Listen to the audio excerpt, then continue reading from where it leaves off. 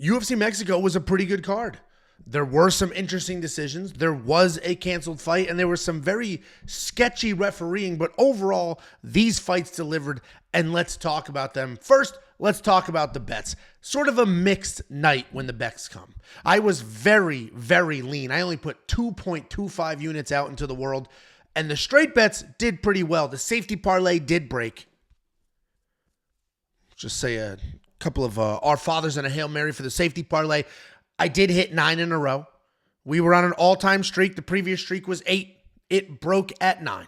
Couldn't get it to 9. Brandon Moreno absolutely blew up the safety parlay. We'll talk about his fight in a little bit. Jacob's underdog lock of the week also blew it, and not in the traditional sense. Christian Quinonez, I think, was winning that fight, was doing very well.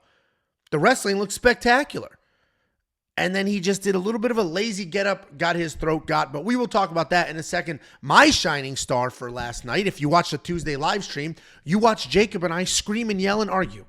And I said, I think Brian Ortega wins this fight. And he laughed. And, he did that whole little man thing. Like, tried to make a scene of it, because that's what little people do. And he laughed at it, and he said, let's bet $500. And I did bet him $500. And it delivered. Here's my bet openly slip, taking Jacobs $500 from him. That made up for my safety parlay losses, but obviously not yours, which is a shame. The safety parlay does continue to be a success. I have been saying week in and week out, none of these numbers say 100%. It's impossible in this space. How could you know that Brandon Moreno would come out there and completely forget how to throw combinations? How could you know that? Nobody would have known that. But I have hit 9 of the last 10 parlays. I have never had a losing month. And by month, I mean rolling 30 days. I have never had a rolling 30 days of losing money with safety parlays. The overall event win percentage all time, 72%. The lifetime return on investment in the safety parlay, 30%. And that's what I like to do when things don't go well one time. I like to zoom out, look at it as a whole, and say, you know what? As a whole, this does continue to be successful. So last night, a bit of a disappointment, Brandon Moreno, but I am confident that the long-term success is still there. If you want to unlock the safety parlay for UFC Vegas 87, then UFC 299, WeWantPicks.com, click Become a Member. It's only $10 a month. You'll get everything in the world, including the safety parlay. Let's talk about the fights specifically. Listen, I got, unironically, went out with the neighbors, got some Mexican. So I didn't see every single fight, but we're going to recap the ones that I did see. First of all, how good is Muhammad Naimov? I mean, last night he looked spectacular. And this is not his first fight where he came out there and just absolutely blasted somebody into oblivion. Now, all of a sudden, Muhammad Naimov is 3-0 in the UFC. One of those fights was a short notice, big-time underdog win. But we haven't seen that matchup yet, at least in my opinion. We haven't seen the matchup where you're like, wow, this guy is incredible. I don't know how good he is yet. He may be incredible, or he may go out there, fight somebody with a good chin that stays in his face and he can't fight backing up. Or he may go out there, fight somebody who's got some well-timed takedowns and he can't fight that pace. We don't know yet. Obviously, last night he looked incredible.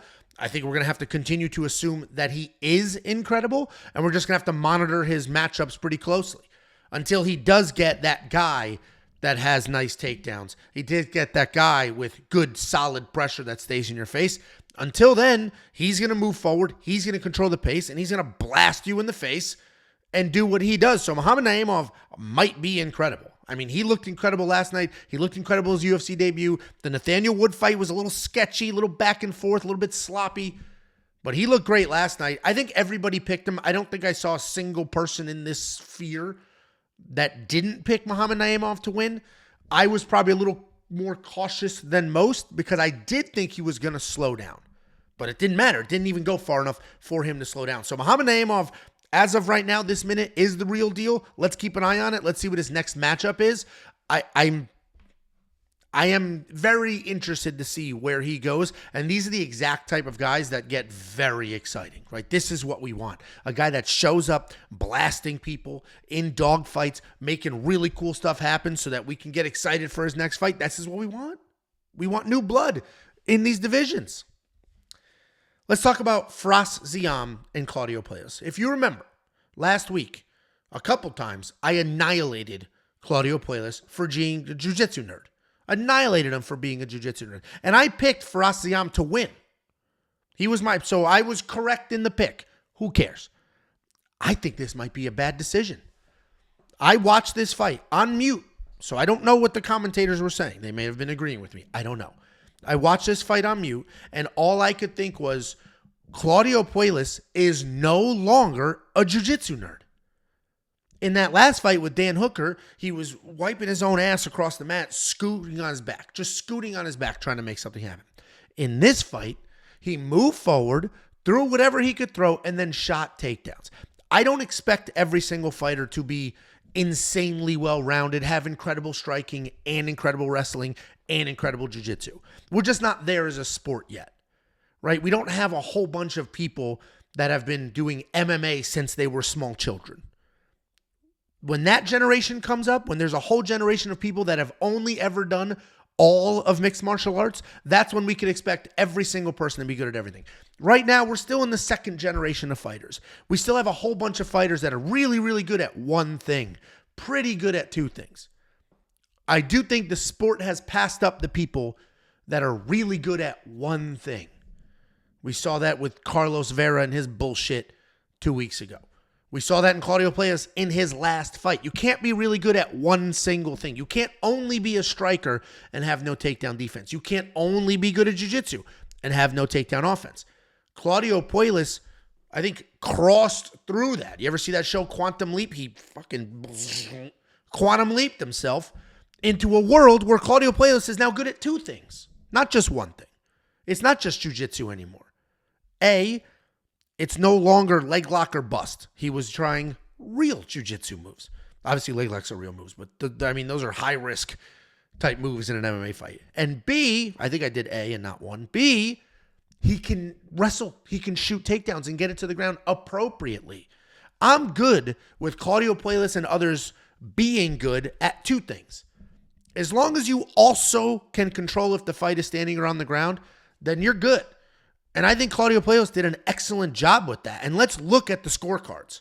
I got a couple of screenshots here. Let's look at the scorecards. Claudio Puelles had mixed scores on every single one of these. No two of cards looked the same. Raul Salas said Claudio Puelles won the first round and the third round. Mike Bell said he didn't win any rounds. And then Chris Lee said he won the second round. Literally nothing aligns on these scorecards for Claudio Puelles. And I don't get it because he came forward, he shot takedowns, and he made stuff happen. And here's what Claudio Puelles did. Here are the statistics for this fight. If we look at the top row, that's the summary of the fight as a whole. Claudio Puelles went 7 of 13 in takedown attempts. He had 7 minutes of control time. And yes, the significant strike numbers are embarrassing for a 3-round fight. But he was all in on the wrestling and the grappling, and I'm good with that. As long as he's not all in on a turtle upside down, I'm good with the forward pressure, shooting takedowns, trying to get it to the ground. That's where he's good. Firas Ziam, only 31 significant strikes landed. It's not as if Firas Ziam landed 197 strikes, so who cares that he was taken down? If we look at each individual round, obviously mixed success in each round, but I personally think you could have given that fight to Claudio Puelles. If you want to say split decision for Firas Ziam, fine. But that one scorecard, 30-27, made no sense. In my opinion, what I think ends up happening in some of these fights are the offensive grappler, the person shooting takedowns. If they don't hit almost all their takedowns, or if they're just shooting half-ass takedowns and then come back up, sometimes that gets perceived as like desperation. Oh, this guy's just diving at legs now. Oh, he's losing this fight. And I think that's what happens. I think that may have been what happened with Claudio Puelles here. Obviously, Firas had some success. I did not expect Firas to be that close to engage in that type of fight. I thought he would stay on the outside and pot shot. He's usually a guy that avoids danger. And Claudio Puelles had him in trouble. He got the takedowns, had the control time, was looking for submissions. If I'm a judge and I'm watching that fight, I see one guy constantly moving forward, trying to get the fight to the ground, trying to finish it when it is on the ground, and racking up some control. I give that to him. I think Claudio Puelles won this fight, but this is not a scream robbery. That's not what this is. It was a very close fight, but I am going to say congratulations to Claudio Puelles for graduating from the Jiu-Jitsu Nerd Academy. He's done with that place. He pieced out. He's heading off to a better world where there's takedowns and a full, well-rounded MMA arsenal. Let's talk about Edgar Chairez. This is the second fight in a row where he was losing the fight. Second fight in a row. Daniel Lacerda was beating him again. Then he got caught in a triangle. But that's the story of Daniel Lacerda's career, right? Pretty good, if not excellent, and then makes a stupid mistake or gasses out. I don't know what to do with Edgar Chairez. I don't know if he's very good or just durable. I don't know which one. Obviously, he made his UFC debut against Tatsuro Taira on short notice. He was a plus 600 underdog. He landed clean one time. He had a guillotine that didn't finish but looked pretty good for a little bit. Lost that fight to Tatsuro Taira and then got a ton of credit for that, right? A lot of people, and that happens. We see people lose fights, but they basically won as far as the fans are concerned. That's what happened to Edgar Chairez in his first fight. Then the first fight with Daniel Lacerda. Daniel's piecing him up.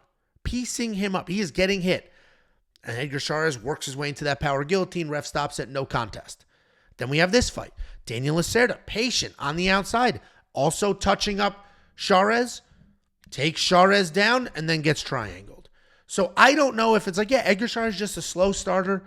Yeah, he gets hit, but he's got pretty good striking, very good jiu-jitsu on the ground. Or if it's like, nah, he's actually not that good. He's just tough. He's just durable. So people like Lacerda, who have only a couple of minutes of explosion, he's going to beat them. I don't know. I am curious to know what you think. I am curious to see what his next matchup is, because I think if Edgar Chairez gets like a Daniel Zellhuber of the world, who's as long as him, who can fight a technical striking match, I think Chairez gets pieced up. His striking is not that good defensively. He gets hit, but he is tough. He is durable. He can grind. He is gritty. So I don't know. I guess we'll see what happens, but this is a question to you. How good is Edgar Chairez? Is he that guy? Can he have success at this level? Or is it like, no, he lost his first fight, no contest in the second one, and just beat a guy who was literally 0-5-1 in his last 6 fights? I don't know. I guess we'll find out, but I do like that he is a durable guy and he is willing to fight. Let's talk about Raoni Barcelos and Christian Quinonez. First of all, Christian Quinonez was Jacob's underdog lock of the week. And as much as I love shitting on Jacob, I also picked Christian Quinonez to win this fight. My perspective was Raoni Barcelos is old.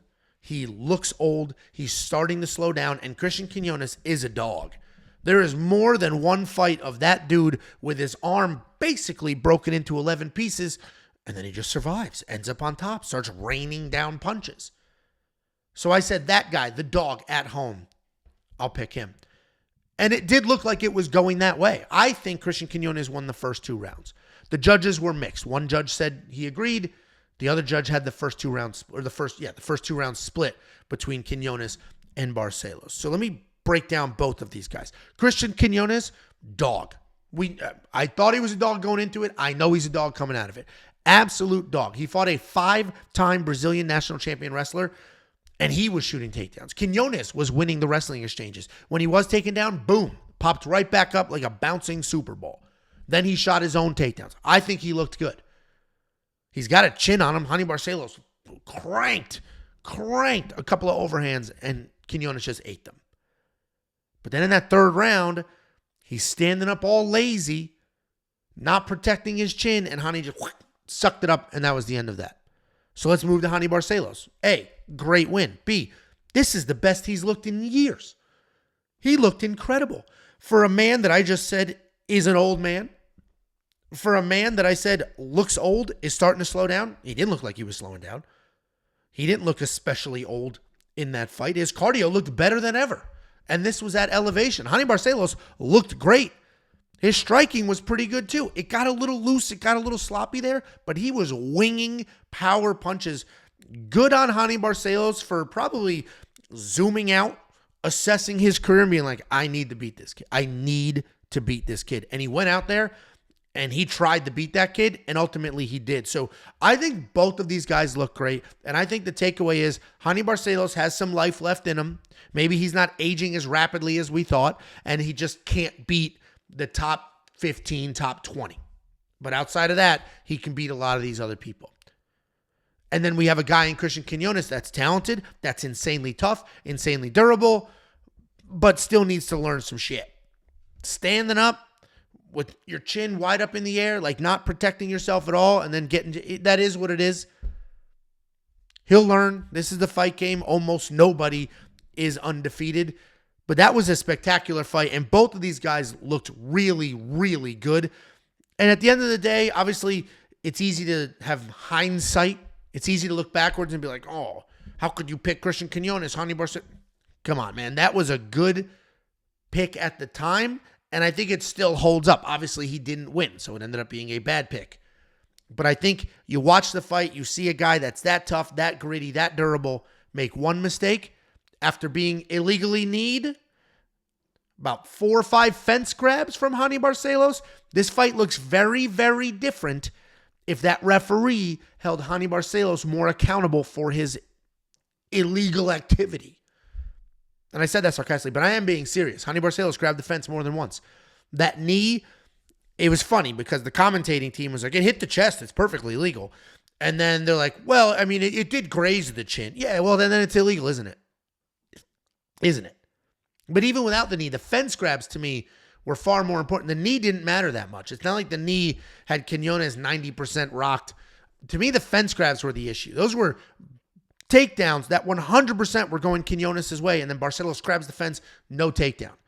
A takedown changes everything. So I do think those fouls mattered very much in this fight, but at the end of the day, both of these guys looked incredible. You can't blame Raoni Barcelos for grabbing a fence and trying to win a fight. You can blame the referee for not doing what he's supposed to do and not holding the fighters accountable for those fouls. And the referees focus a ton on eye pokes and crotch shots, as they should.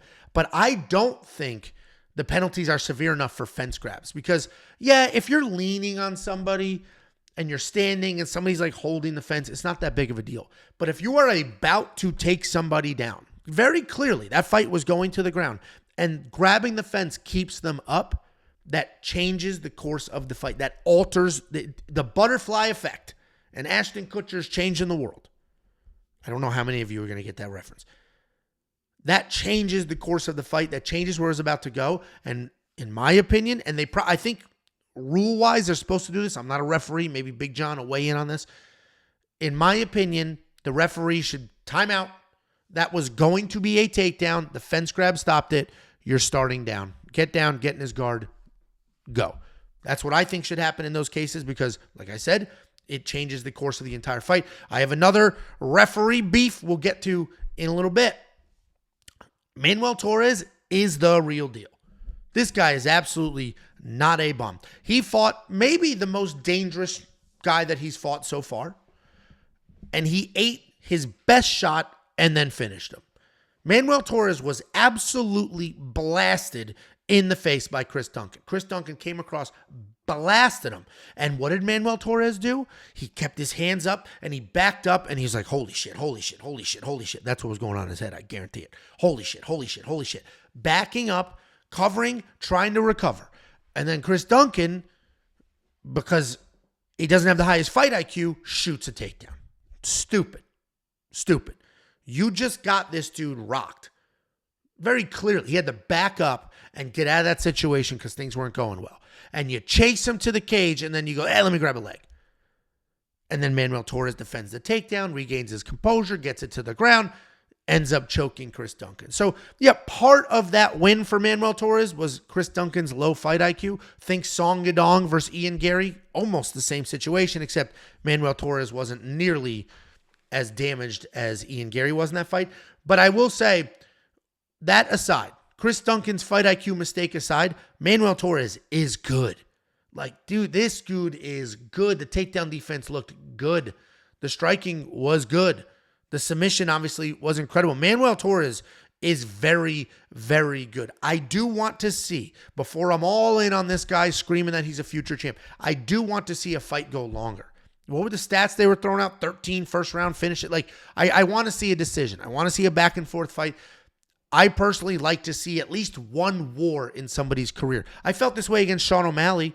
I'm not a Sean O'Malley fan. I thought Petr Yan was going to break him. I mean, look at his legs. I thought Petr Yan was going to break that guy. Instead, it was a war. They dropped each other. It was gritty. They went back and forth. And whether I agree or not with the decision in that fight, what I can agree on is Sean O'Malley showed us he can be a dog. And from that point forward, it's like, all right, well, we know he can be a dog. And I think Manuel Torres needs a fight like that before we could all go all in, because I don't know what happens if we're in the third round and it's a back and forth fight. Can you just outgrind him? I don't know, but for now, doing what he's done, the way he's done it, and the speed he's done it in, Manuel Torres is absolutely the real deal. So is it Yazmin Yaryui? And first of all, I'm saying Yazmin Yaryui. I mean, that's not her name. The announcers were like, I'll have to go back and listen to the whole time. Every time I said her name, I'm like, Jesus, it does not flow off the tongue. It sounds like you're having a stroke halfway through saying it. Anyway, Yazmin Yaryui looked fantastic. She looked absolutely fantastic. At no point in this fight did she slow down. At no point in this fight was she making mistakes. At no point in this fight did it look like Sam could have a glimmer of hope. Sam was just a punching bag throwing like this while moving forward. And we all knew Sam Hughes wasn't the most technical fighter on the roster. But we also knew that she was a dog. We also knew that she would take her beating and move forward, and that she would try to shoot takedowns, try to grind against cage, try to make something happen. And she did try to do those things. This is just a fight where one fighter was way better than the other. You can't criticize Sam Hughes and her game plan and the mistakes she made. She fought to the best of her abilities. And unfortunately for her, her abilities just weren't good enough. And that's the case with every single fighter on the planet except one. There's only one champ, and then everybody under them is just not as good. And that's what happened here. We saw that there are levels to MMA. And Yazmin Yaryui looked incredible. Was just landing clean. Her hands were coming back. Her feet were moving constantly. Her head was moving. She didn't slow down for a half a second. 3 full rounds just pieced up Sam Hughes. And she looked spectacular. She looked every bit of the minus 525 favorite or whatever she was. And frankly, I was going to put her in the safety parlay. And I should have. Hindsight. But I was like, well, Sam Hughes is crazy tough. And obviously I stand by that. Sam Hughes is crazy tough. She just fought somebody that had so much technique, toughness wasn't going to get it done. And here's some toughness. This is the exact same fight. We had somebody with so much technique in Daniel Zellhuber that the toughness from Francisco Prado didn't matter. Doesn't matter how tough you are. When the other person in that cage with you is just that much better, it doesn't matter how tough you are. But what I will say is, I was nervous. Daniel Zellhuber was the first leg of the safety parlay. I thought he was going to blow up the safety parlay. Not freaking Brandon Moreno. Anyway, Prado is good. He's very good. He's got a nice tight guard. He moved forward. He threw great leg kicks to the point where Zellhuber's leg was literally deformed. Go look up pictures of his leg. I couldn't find any. Go look up pictures of his leg. It was literally deformed from Prado's leg kicks. Then Prado did a great job. He was connecting. He would work his way in, bob and weave in, and then bang, bang, come to the head. And he was connecting. And then he didn't even stop doing that. It's not as if Prado didn't get a knockout in the first round and then slowed down dramatically. Even when his face looked like this, he was still moving forward, bombing away. So a couple of takeaways here. First, Francisco Prado is tough as shit, has technique, and hits very hard. He is a very good fighter. Second, Daniel Zellhuber is also a very good fighter. And I think his biggest asset, obviously his reach is important. His technique is important. But his composure is incredible. Daniel Zellhuber's ability, yep, I got there. Ability. I added a syllable the first time I said it. Daniel Zellhuber's ability to avoid a slugfest, to avoid chaos is incredible. Because Prado was coming forward trying to bring chaos. And Zellhuber would just pump and circle, pump and circle. And even when there was a close fight and like that round wasn't perfect, his corner sat him down and said, I need you to pump your jab. He cannot fight you at range, pump your jab. And he sat, yes, coach. And he went out there and that's exactly what he did. He pumped his jab and he fought at range. So now we have a young guy, he's only 24 or something like that, who has composure, who listens to his coaches, who has all the physical attributes, right? He's long, he's in shape, he can be powerful, he's got a good chin. Daniel Zellhuber could absolutely be the real deal. And I'm looking forward to both of these guys' next fights because Prado showed us he's a dog and he's dangerous. Zellhuber showed us that he's composed, he can eat a shot, and he can out-technique people. This was an incredible fight, and I'm looking forward to seeing both of them again. And Brian Ortega is back. And I say that, and there's an exclamation point on the screen, like I'm this huge Brian Ortega fan. I'm not. I love watching him fight, but I didn't go into this. I mean, Brian Ortega has an army of loyalists that love watching him fight, that think he's incredible, and they're huge fans. Great, good for you. I'm not one of those people. I think he's a good fighter, fun to watch. But going into this week, I was getting bullied a little bit by Jacob and the rest of the internet. First of all, how I let a 5'6" tomato-faced bum bully me is crazy. I don't know how I let that happen, but Jacob and I did fist fight, and if you want to see that fight, it's on the YouTube channel. Just go to our channel, hit videos, and you'll see it. Anyway, I said going into this week that Brian Ortega looked good in the first fight. I said that Yair Rodríguez is dangerous. Yair Rodríguez is tough, but he can break. And the comparison was, we have seen Brian Ortega not break. We have seen Brian Ortega take absolute beatings and continue to move forward. But I've seen Yair Rodríguez break. It looked like Max Holloway broke him. Looked like Volkanovski broke him. And I felt like Ortega had some success in their first fight with the takedown. Landed some clean shots, ate whatever came his way, and he could have that same success here. As the week went on, I let the outside noises of the comment section and Jacob worry me a little bit. And then I got nervous and I almost accepted, like, yeah, Yair Rodríguez is going to beat this dude's ass. He's a dangerous striker. Ortega's coming off 2 years away, year and a half away. I messed up. I shouldn't have picked Ortega. And on the live stream, when I did my breakdown, and I said Ortega would win, Jacob did his puffed chest bullshit, said, I'll bet you $500 on Bet Openly that Yair Rodríguez wins. And I took that bet, mostly because the camera was on. I didn't want to look like a bitch in front of everybody on the internet, because I never would have taken that bet otherwise. And I'm glad I did, because it cashed. I have $500 of Jacob's money in my pocket. If you want to see the Bet Openly ticket, we've posted that as well. But either way, couple things. Yair Rodríguez does have a quit button. He breaks. He breaks. And it sucks because he is so talented on the feet. I mean, he was doing whatever he wanted to on the feet. But then as soon as they were in a clinch position, he got taken down. He quit. He literally quit every single... He didn't quit just one time in this fight. He quit every single time he was taken down. Did almost nothing. Early, he's moving his legs. He's trying to make something happen. And then later, after he felt some Ortega pressure, I don't know if Yair Rodríguez gassed or what, but that dude broke. Just straight up broke. Didn't do anything. Ortega survived. I don't know how. And then he came forward and grinded out a win. The fact that Ortega basically broke his ankle before the fight started also was like, shit.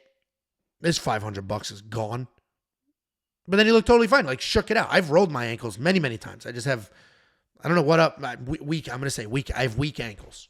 I've rolled them a lot. Actually, here's a little peek into our home life. I've got 2 little girls. At night, we do secrets. I don't know why they call them secrets, but we just say something stupid. 5 sleeps till your friends come over. Stupid shit like that. And last year, I'm walking with my daughters. Just one. The other one was at school. And it was the fall, and there was leaves everywhere, and I'm walking on the sidewalk, and I rolled my ankle, and I ate shit into a pile of leaves. And it hurt. And she's cracking up laughing. What an asshole. Cracking up laughing. And now, every single night when we do these bedtime secrets, one of them is, Secret number 5, Daddy fell in the leaves. It's been like that for 2 years. So my ankles suck. And it takes me more than 30 seconds to shake off a rolled ankle. Somehow Brian Ortega didn't even need 30 seconds. He jumped up real quick like, oh shit, grabbed it with his hand, and then he's bouncing around on it, moving, nothing happened. So Brian Ortega looked incredible. We know for a fact he does not have a quit button, but he gets his ass beat by Ilia Topuria. Ilia Topuria beats this dude's ass. He's not getting taken down with those sloppy ass Ortega takedowns. He's landing all the power in the world. And we know that Ilia can go 5 rounds. So Ilia Topuria beats the shit out of Brian Ortega. That is not the fight they should do next. Give Brian, Brian looked great after he looked terrible. Let's get him another win so he can look great the whole fight, see what that looks like, and go from there. But good for Brian Ortega. Won me $500 made up for anything that the safety parlay did not deliver on. And speaking of that safety parlay, Brandon Moreno was the second leg of the safety parlay. If you don't know what that is, I do a parlay every single week. I call it the safety parlay because I trust it. I believe in it. It has incredible long-term success. We were on a 9 parlay win streak heading into this event. And the parlay was Daniel Zellhuber and Brandon Moreno. I was worried about Daniel Zellhuber blowing it. That couldn't have been further from the truth. Brandon Moreno blew it. And I'll tell you, I could sit here and be like, oh, robbery, because it was a controversial decision. I think most of us agree. I could say robbery and try to hide behind that. No, I think Royval won this fight. I would have scored it for Royval. Absolutely would have scored it for Royval. 2 things. 1, Brandon Moreno looked like he forgot how to throw combinations. This dude just ducks his head, backs up, and then when long-ass forward pressure Royval comes in, Moreno just wings a punch. And he was connecting. Right, the left side of Royval's face was beat up, or the right side, I don't know, the camera, was beat up. But dude, this is a 5-round fight, and all you did was wing overhands. How the hell was Brandon Moreno champion? So now the question becomes, was Brandon Moreno always this bad? Or was this just a one-off situation? And somebody commented, I believe on my DraftKings video, when I'm like, oh, Brandon Moreno's going to win. Probably, I was almost positive he was. I put him in the freaking safety parlay. Somebody said, but Brandon's never won in Mexico. And it's like, yeah, well, neither has Royval. Who cares? Well, Brandon still never won in Mexico. And actually, I keep saying Brandon, which doesn't help, because I did that last night. I'm sitting there. It's freaking midnight. I'm exhausted. I've got my laptop ready to go, and I don't want to karma anything, so I haven't typed up that the safety parlay won yet because I don't want to karma it in reverse. So I'm just sitting there waiting, and then they announced, by split decision, Brandon. I was like, yes! The dog was like, what the fuck? And then I realized, oh, they're both named Brandon, and Royval was raising his arm, and it still took me a couple seconds to register. I'm like, this idiot thinks oh, shit, his name's Brandon too. Anyway, in all seriousness, though, Brandon Moreno looked terrible. He looked terrible. And you can't blame cardio because he looked terrible from the jump. It's not like he slowed down. And yeah, Royval sped up. Royval picked up the pace. Royval did better as the fight went on. But Moreno looked terrible from round 1 to round 5. Of course, he did not lose every round. There was some wrestling success. And he did land those big overhands. But he was not throwing in combinations. He was just throwing one punch at a time. Had no problem backing up. At one point, he literally ran away. Nobody clowned him like they did Chelsea Chandler. Literally ran away. I think Moreno just looked terrible. He's definitely never going to be champion again. Never. Pantoja's not running away like that. Pantoja will move forward and grapple and grind. And here's my other issue with this fight. Herb Dean. Freaking Herb Dean. Brandon Moreno would have a body lock or top control for 30 seconds. And Herb Dean is like, oh, you got to go. Let's go. Get up, move. Separating him off the cage, standing him up off the ground. When they were just feeling out range, I need activity.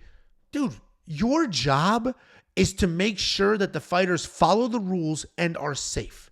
That's it. Your job is not to make sure the fans are entertained. That's not your job. So to separate those fighters for the fans' sake is bullshit. To tell them to engage when it's early in the fight and they're feeling out range is bullshit. to get Moreno off of Royval against the cage because, I mean, he had him against the cage. He's landing knees, nothing insane, but he's doing something to separate that is bullshit. Herb Dean's refereeing in that fight was insane. That is not your job. Your job is to make sure that those fighters are safe and to make sure they follow the agreed upon rules. And yes, I know there are literally rules about not fighting. There's literally rules about that. But that's not what we saw. Gauging range, holding somebody against the cage, taking them down and hanging out. That's not a violation of the rules. It's insane that Herb Dean did that. And I'm like, I'm genuinely upset. Not because the bet lost, because I don't even know if that affected the outcome. Because Moreno won the 5th round, and the 5th round is where Herb did a lot of the separating. So I don't even think it really affected the outcome. It's just the insanity that was like, what are you doing? What are you doing? Why are you weighing in on this? Leave this alone. Unless there's a foul, unless there's a rule break, unless somebody is like in danger or hurt, stay the hell out of the way. Dude, and this sport passes people by. It is crazy. We talked about Rogan being sort of too old in his mindset for the commentary last week. And now it's like, is Herb Dean just too old to be reffing? I wouldn't think reffing had an expiration date on it. And maybe it was just one bad night with some bad decisions, because I love Herb Dean. I mean, he's an OG guy. He's been here forever doing this before it was cool to do this. So I don't want to disparage Herb Dean's entire career, even though he does have a couple of sketchy fights in there. But when you ref thousands of fights, of course, not everybody's going to agree with every single thing you do. Reffing is 1,000 times harder than judging. When you're reffing, you have to make a split-second decision that could change a fighter's life. Or if you don't make a decision, it could ruin a fighter's life. So reffing is insanely hard. Insanely hard. I've never reffed an MMA fight, but I've reffed plenty of wrestling matches, and even that is hard. You call 2 and you're wrong. It's like, oh, fuck, I changed the whole... I get it. It's insanely hard. And I'm not trying to disparage Herb Dean his entire career. But in that fight, those decisions to separate them, to scream for action after minimal amounts of time is crazy to me. I don't think it affects the outcome, but it certainly was tough to watch. I talked about Brandon Moreno, how bad he looked. Talked about Herb Dean, how bad I think he performed in his referee duties. Let's talk about Royval very quickly. First of all, this guy's giant. He's massive for this weight. Look at this picture. Look how much bigger and longer he is. His cardio was insane. He just kept moving forward, throwing. Insane cardio. When they got to the ground, nuts busy. The few times Moreno did take him down, all of a sudden Royval's throwing stuff up, moving nonstop. And I would say Brandon Royval is the epitome of you can use cardio as a weapon, because that's what this was. His cardio was a weapon. And I don't necessarily think cardio was the reason Moreno lost, but Royval's cardio is certainly the reason he won. The constant forward pressure, the constant movement on the ground, always doing something, just looked really good to the judges. I would have scored it for him as well. I think Royval won this fight. Safety parlay missed, but 9 of 10. We hit 9 in a row. What goes up must come down. It is what it is. That's why I was always very clear. I'm going to talk about the 73% event win rate. We're going to talk about the 30% ROI. I'm also going to talk about, you don't see anything on this screen that says 100%, because you're going to get people like Brandon Moreno who just wake up and decide, I think I'm just going to bomb overhands. Yeah, that's what we're going to do, coach. I'm going to go out there. I'm just going to bomb overhands, see what happens. And even in the 3rd round, when it's like, oh, these aren't knocking them out or even wobbling them, I'm just going to keep bombing overhands, and then maybe it'll work out for me. Guys, let me know your thoughts on the fights. Let me know what you think. Overall, I do think it was a good event. The canceled fight was annoying as shit. They're probably going to move Rosas to UFC Vegas 87, which is quite literally the worst card the UFC has ever put on. So add that kid on there to help spruce it up a little bit. A couple of weird decisions. I didn't touch on all the fights because I didn't watch all the fights. But guys, let me know your thoughts. If you do want to become a premium member, it is more than just some bets. This is not a Patreon list of 4 or 5 bets and you're crossing your fingers hoping for the best. We have tools, interactive information, insight. You go to the website, you log in, And you have a whole suite of tools and information to help you help yourself for these fights every single week. Just go to WeWantPicks.com, click Become a Member at the top. It's only $10 a month. You're going to get the line movement tracker, opening odds, current odds, win probability, and live movement for every single fight. I've highlighted Claudio Ribeiro here. Dude opened at minus 250, is now plus 205. That line movement can really help you find your spots. You're also going to get the detailed data, metrics, and analytics, 38 columns of information to help you find prop bets, help you avoid bets that don't make sense. You're going to get the safety parlay. You're going to get all the picks, the bets, the round line leans, and more. WeWantPicks.com. Just click Become a Member at the top.